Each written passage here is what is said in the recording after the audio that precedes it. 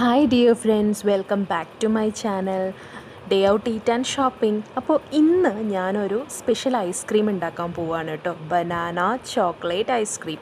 അപ്പോൾ അതിന് വേണ്ടിയിട്ട് ഞാൻ 3 പഴം എടുത്തിട്ടുണ്ട്. ഇത് കട്ട് ചെയ്തിട്ട് 1 നൈറ്റ് ഫ്രീസറിൽ വെക്കുക.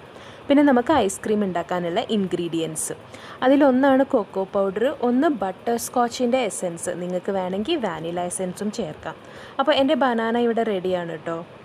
ഞാൻ നൈറ്റ് സോക്ക് ചെയ്ത് വെച്ച് ഫ്രീസറിൽ വെച്ച് പിന്നെ അതിൻ്റെ കൂടെ കൊക്കോ പൗഡർ, ബദാം, അതെല്ലാം ഒരു ഹാൻഡ്ഫുൾ, പിന്നെ ഒരു 3-4 ഡേറ്റ്സ് മധുരത്തിന് വേണ്ടിയിട്ട്, പിന്നെ പാൽ ആവശ്യത്തിന് ഒഴിക്കുക. നിങ്ങൾക്ക് തന്നെ അറിയാമല്ലോ ആ ഒരു കൺസിസ്റ്റൻസി, അതിനനുസരിച്ചിട്ട് ഒഴിക്കുക കേട്ടോ. അപ്പോൾ ഈ ഐസ്ക്രീം ഇതിപ്പോൾ ഞാൻ നേരെ ഫ്രീസറിലേക്ക് വെക്കാൻ പോവാണ് കേട്ടോ. അപ്പോൾ ഇത് ഒരു 5-6 hours നിങ്ങൾക്ക് വേണമെങ്കിൽ വെക്കാം.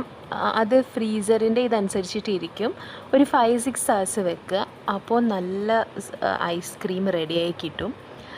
അപ്പോൾ ചിലർ എൻ്റെ അടുത്ത് ചോദിക്കാറുണ്ട്, അതെന്താ നല്ല സ്മൂത്തായിട്ട് ഐസ്ക്രീം നമ്മൾ കടയിൽ നിന്ന് വാങ്ങിക്കുന്ന പോലെ ഇല്ലല്ലോ അത്ര സ്മൂത്തായിട്ട്.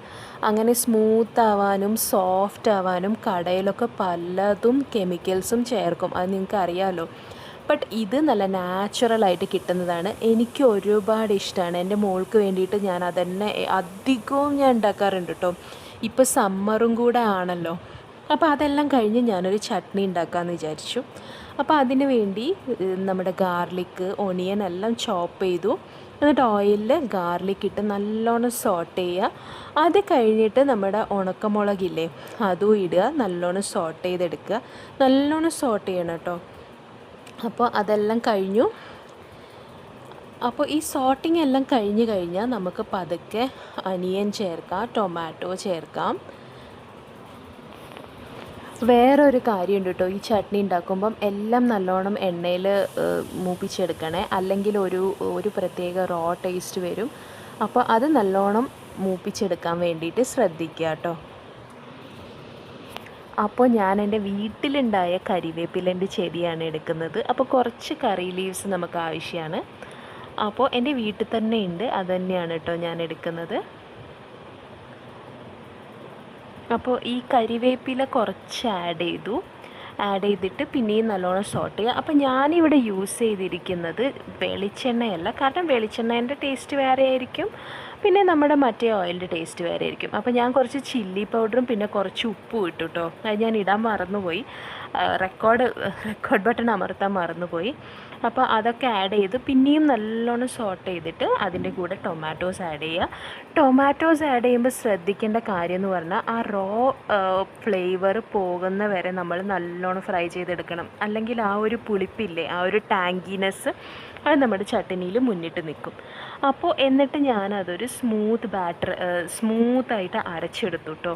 പിന്നെ കുറച്ച് ഓയിലിൽ കടുക്, പിന്നെ നമ്മുടെ ആ പരിപ്പിന് എന്താ പറയുകയെന്ന് എനിക്കറിയില്ല, താളിക്കാനൊക്കെ നമ്മളൊരു പരിപ്പ് എടുക്കൂലേ, കടലപ്പരിപ്പാണോ, അപ്പോൾ അതിടുക കുറച്ച്.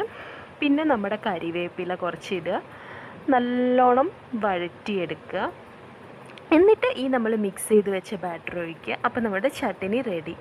അപ്പോൾ ഈ ചട്നി ഞങ്ങൾക്ക് എല്ലാവർക്കും ഒരുപാട് ഇഷ്ടമാണ് കേട്ടോ. ദോശേൻ്റെ കൂടെ, ഇഡ്ഡലീൻ്റെ കൂടെ ഒക്കെ നമുക്ക് കഴിക്കാൻ പറ്റും.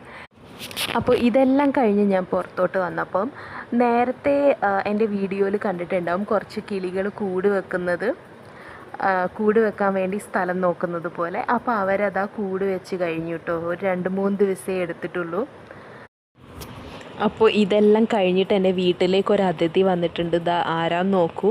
എനിക്ക് ഒരുപാട് ഇഷ്ടമാണ് കേട്ടോ ബേർഡ്സിനെ. എൻ്റെ ഓൾമോസ്റ്റ് എല്ലാ വീഡിയോസും ബേർഡ് വാച്ചിങ് ഉണ്ടാവും. അപ്പോൾ ഇന്നത്തെ വിശേഷങ്ങൾ ഇത്രയൊക്കെ ഉള്ളൂ. അപ്പോൾ നിങ്ങൾക്ക് ഇഷ്ടപ്പെട്ടെങ്കിൽ ലൈക്ക്, ഷെയർ, സബ്സ്ക്രൈബ് ചെയ്യാനും വാല്യുബിൾ കമൻറ്റ് ചെയ്യാനും മറക്കരുത്. അപ്പോൾ അടുത്ത എപ്പിസോഡിൽ കാണുന്നവരേക്കും ടേക്ക് കെയർ, ബൈ.